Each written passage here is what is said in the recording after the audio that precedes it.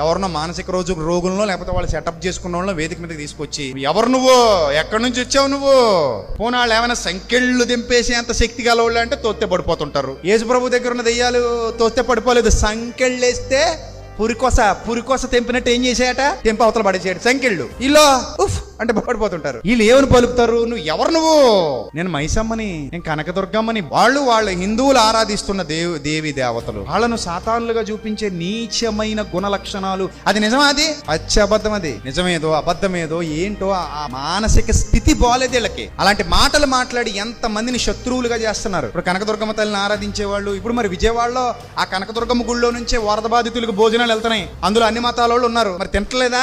తింటున్నారు. అలాగే క్రైస్తవులు పంచి పెడుతున్నారు, అందరూ తింటున్నారు.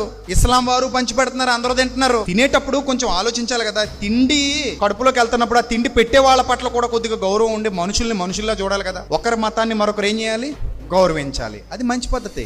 అంతేగాని ఇప్పుడు అదే స్కిట్ ఇంకొకటి వేసి, ఎవడరా నువ్వు అంటే నేను యేసు ప్రభునే అంటే మనకి ఎంత బాధగా ఉంటుంది చెప్పండి, మీరు చెప్పండి. మరి ఈ ఊరికి ఆ ఊరు ఎంత దూరమో ఆ ఊరికి ఈ ఊరు కూడా అంతే దూరం. అందుకే తెలివి లేని వాళ్ళు సువార్థికులు కారాదు, జ్ఞానం వివేకం లేని వాళ్ళు సత్యం చేత్తో పట్టుకోకూడదు.